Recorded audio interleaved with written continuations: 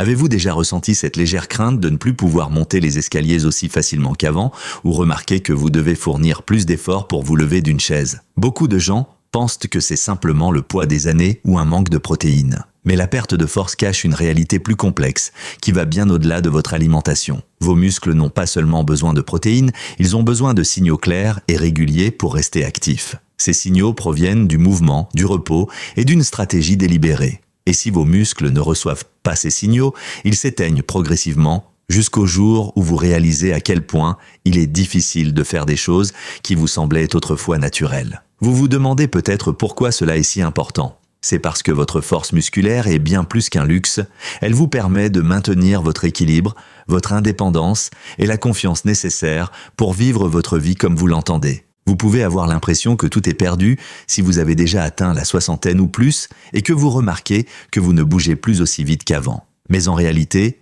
vous n'êtes pas programmé pour devenir faible. Votre corps a simplement besoin des ordres appropriés pour continuer à développer et à réparer vos muscles. Aujourd'hui, vous allez découvrir comment stopper, voire inverser ce processus de perte musculaire. Vous découvrirez également les erreurs courantes qui vous font perdre votre force sans que vous vous en rendiez compte, et ce que vous pouvez faire dans votre vie quotidienne dès maintenant pour reconstruire vos muscles et retrouver cette solide sensation de contrôle sur vos mouvements. La sarcopénie est le terme utilisé par les chercheurs pour décrire la perte progressive de masse musculaire et de force avec l'âge. Ce n'est pas un mot courant, mais il est à l'origine de nombreuses difficultés quotidiennes. Avoir du mal à se lever d'une chaise, hésiter à monter les escaliers ou même avoir du mal à ouvrir un bocal. La sarcopénie n'attend pas que vous ayez 70 ans. Selon diverses études, ce lent déclin commence souvent vers 40 ans, mais il est à peine perceptible au début. C'est comme une petite fuite d'eau que l'on ne découvre que plus tard, lorsque les dégâts deviennent évidents. Après 60 ou 65 ans, cette fuite peut s'accélérer. Soudain, ce qui n'était qu'une légère faiblesse peut se transformer en une véritable difficulté à accomplir les tâches quotidiennes. Vous pouvez alors avoir l'impression que vieillir est synonyme de faiblesse. Mais cette hypothèse n'est pas tout à fait correcte. Oui, votre corps change avec le temps, mais il est tout à fait possible de ralentir, d'arrêter et même d'inverser une bonne partie du déclin musculaire. Vos cellules musculaires, comme de petits ouvriers, continueront à se développer si vous leur donnez les bons outils, les bons éléments et les bonnes instructions. Il est vrai que certaines personnes de 80 ans montent et descendent les escaliers sans aide majeure, tandis que d'autres se trouvent épuisés à 60 ou 65 ans. L'âge joue un rôle, mais le mode de vie et la régularité des activités physiques sont plus importants. Votre corps n'a pas de date d'expiration fixe, mais un seuil de stimulation que vous devez dépasser. Si vous ne franchissez jamais ce seuil, en sollicitant vos muscles par l'exercice physique et en les nourrissant correctement, votre corps décide qu'il n'est pas nécessaire de maintenir ou d'améliorer votre force. La bonne nouvelle, c'est qu'avec de bonnes habitudes, vous pouvez changer cette donne à presque tout âge. Il ne s'agit pas de céder au passage du temps, mais de savoir ce qui fonctionne et d'éviter les pièges qui sapent votre force jour après jour. Avant de passer aux solutions, il est important de dissiper certains mythes qui, s'ils ne sont pas pris en compte, pourraient saboter vos gains musculaires et votre niveau d'énergie. Le premier mythe est que manger plus de protéines suffit à résoudre le problème. Si les protéines sont essentielles car elles fournissent les éléments constitutifs, acides aminés, des muscles, ces briques ne se transformeront pas en un mur solide et fonctionnel si vous ne donnez pas à votre corps une raison de les assembler. Cette raison, c'est le mouvement, plus précisément les activités de résistance ou axées sur la force qui signalent aux fibres musculaires qu'elles sont toujours nécessaires. Sans activité physique régulière, un régime riche en protéines revient à avoir un camion rempli de briques, mais pas de maçons. Le deuxième mythe consiste à croire qu'un seul complément alimentaire peut vous sauver, qu'il s'agisse de créatine, de collagène ou d'une boisson protéinée sophistiquée. Les compléments alimentaires peuvent être utiles dans certains cas, mais ils sont rarement les solutions miracles que leur marketing prétend qu'ils sont. La créatine s'appuie sur des recherches solides, mais elle est plus efficace lorsqu'elle est associée à un entraînement progressif de musculation. Le collagène peut contribuer légèrement à la santé des articulations, mais à lui seul, il n'aura que peu d'effet si vous ne bougez pas. Les résultats réels proviennent de la synergie entre une alimentation équilibrée, l'exercice physique et le repos. C'est pourquoi de nombreux experts insistent sur le fait que les compléments alimentaires sont facultatifs et non essentiels, et qu'ils ne doivent être utilisés que si vous comprenez pourquoi vous les prenez. Le troisième mythe consiste à se résigner à l'idée que la perte musculaire est normale après un certain âge. Oui, c'est fréquent, mais ce n'est pas une loi absolue de la nature. Si vous regardez autour de vous, Vous trouverez des personnes âgées qui restent étonnamment actives, montant des escaliers ou marchant des kilomètres, tandis que d'autres du même âge ont du mal à accomplir les tâches quotidiennes. Cette différence tient en grande partie à la façon dont elles s'entraînent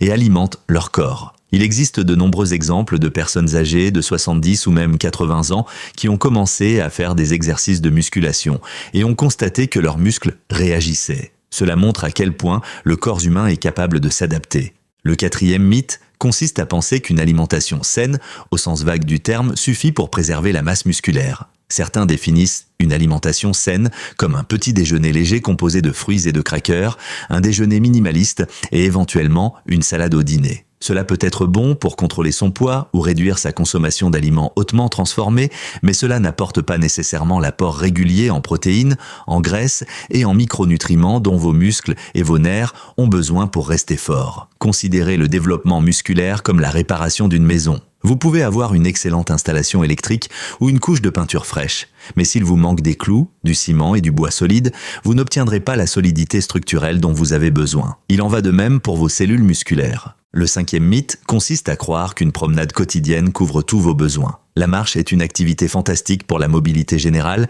la circulation sanguine et la santé mentale. Elle vous permet de rester actif, ce qui est déjà mieux que de rester assis toute la journée. Mais elle n'offre généralement pas le niveau d'effort dont vos muscles ont besoin pour prévenir ou inverser la perte de force. À partir de 60 ans, vos muscles ont besoin d'une forme de surcharge progressive, c'est-à-dire d'activités ou d'exercices qui les poussent un peu plus loin que ce à quoi ils sont habitués. Vous pouvez commencer par vous lever plusieurs fois d'une chaise sans utiliser vos bras, monter et descendre une marche plusieurs fois ou appuyer votre poids contre un mur. Au fil du temps, vous augmenterez progressivement la difficulté. C'est ce qui indique à vos muscles de rester et de se développer. Maintenant que nous avons démystifié ces idées reçues, passons aux bonnes nouvelles. Il existe des moyens réels et éprouvés de retrouver de la force, même après 60 ans. Cela ne repose pas sur un aliment miracle ou un exercice parfait. Il s'agit plutôt d'une combinaison d'éléments qui agissent ensemble, comme les piliers d'une maison qui soutiennent l'ensemble de la structure. Si vous vous engagez à respecter ces éléments, votre corps et vos muscles disposeront des bases solides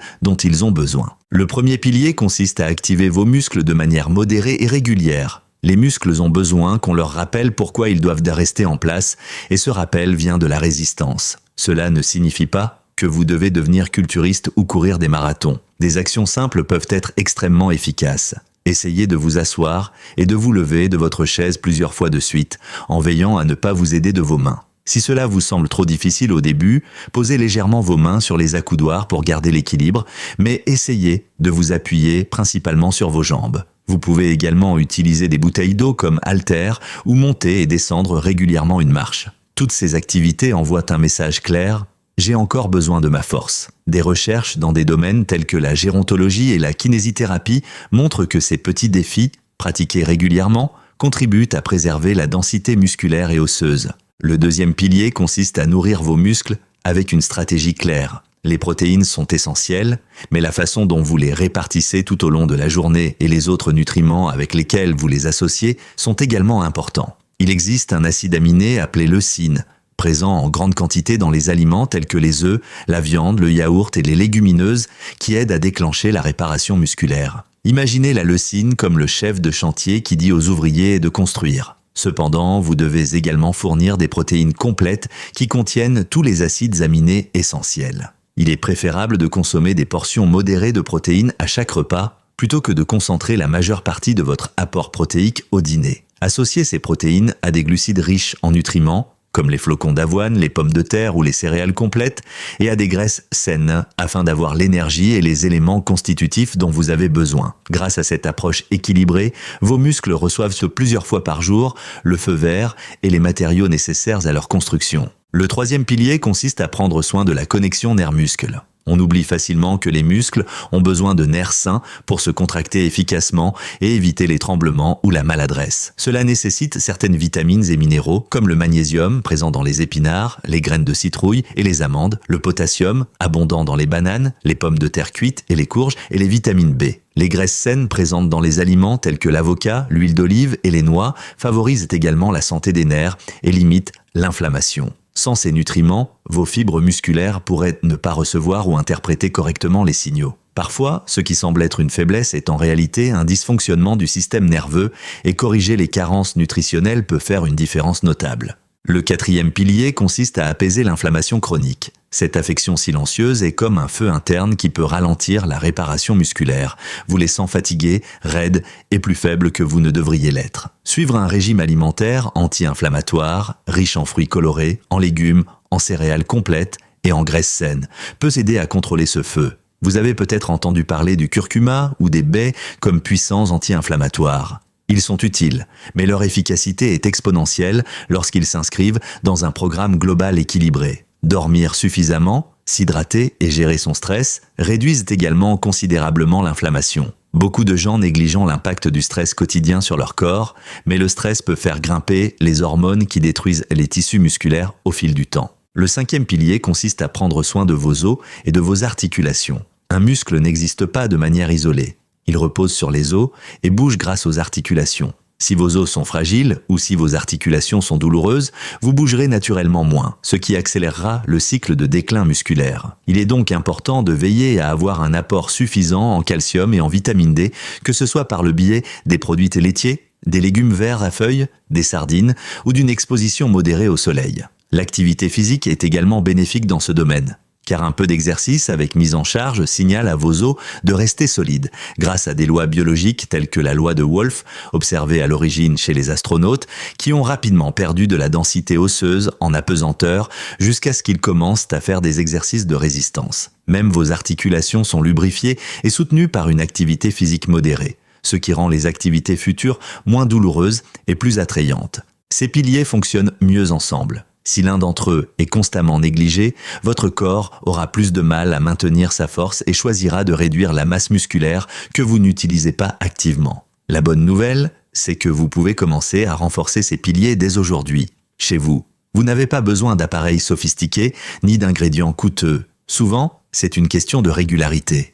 De petites actions répétées qui, au fil du temps, envoient un message puissant à votre corps. Beaucoup de gens entendent parler de ces piliers et pensent les appliquer, mais ne voient toujours pas de résultats. Cela arrive souvent lorsque de petites erreurs répétées s'immiscent dans votre routine quotidienne. La première erreur courante consiste à consommer toutes vos protéines en une seule fois, généralement le soir. Même si un dîner copieux peut être réconfortant, votre corps ne stocke pas les protéines de la même manière que les glucides ou les graisses. Il est plus efficace de répartir vos protéines sur 3 repas principaux afin que vos muscles puissent continuer à se développer tout au long de la journée. Imaginez que vous envoyez plusieurs rappels à votre corps pour lui indiquer que les tissus musculaires sont une priorité. La deuxième erreur est de croire que marcher suffit. Encore une fois, la marche est excellente pour la santé en général, mais vos muscles ont besoin d'une certaine tension et d'un certain stress pour vraiment s'adapter. Si vos marches ne varient jamais en intensité, en vitesse ou en pente, votre corps s'adapte et cesse de les considérer comme un défi. Une mesure supplémentaire simple consiste à intégrer quelques exercices au poids du corps ou de courts intervalles consistant à monter et descendre une seule marche. Une troisième erreur consiste à négliger le repos. Cela inclut à la fois le sommeil nocturne et les pauses régulières. Vos muscles se régénèrent en grande partie lorsque vous n'êtes pas éveillé et actif. Si vous vous poussez constamment à l'épuisement sans dormir suffisamment, 7 à 8 heures sont souvent recommandées pour les personnes âgées. Votre corps reste en mode défensif et n'investit pas autant d'énergie dans la construction de nouveaux muscles. La quatrième erreur consiste à ne pas boire suffisamment d'eau. Les cellules musculaires ont besoin d'être hydratées pour fonctionner correctement. Si vous êtes déshydraté, les nutriments ne circulent pas bien et vous vous sentez plus facilement fatigué. Parfois, vous pouvez ressentir une sensation de faim ou d'épuisement alors que vous avez simplement besoin d'un verre d'eau. Une cinquième erreur consiste à ne pas adapter votre programme à votre état de santé particulier. Vous souffrez peut-être d'hypertension, vous avez du mal à digérer certains aliments ou vous avez des problèmes articulaires qui limitent vos mouvements. Dans ces cas-là, un petit ajustement peut faire toute la différence. Au lieu d'abandonner, consultez un professionnel comme un médecin, un nutritionniste ou un kinésithérapeute afin de trouver les exercices et le régime alimentaire adaptés à votre situation particulière. L'adaptation est un outil puissant. Vous ne ferez peut-être pas exactement les mêmes exercices qu'une personne de 25 ans en bonne santé, mais vous pouvez tout de même stimuler le développement musculaire et préserver vos fonctions dans votre zone de confort et de sécurité. Concrétisons tout cela. Plutôt qu'une liste théorique, imaginez un programme quotidien ou hebdomadaire simple que vous pouvez adapter à vos besoins. Le principe et d'équilibrer une forme d'activité physique, comme se lever et s'asseoir sur une chaise ou faire des step-up, avec des repas équilibrés qui apportent des protéines, des glucides complexes, des graisses saines, des vitamines et des minéraux. Un exemple de programme pourrait être de commencer la journée avec des œufs brouillés, du porridge et une banane. Pour le déjeuner, des lentilles avec du riz et des légumes, plus une petite portion de yaourt en dessert. Le dîner pourrait être du poisson avec des pommes de terre vapeur ou une omelette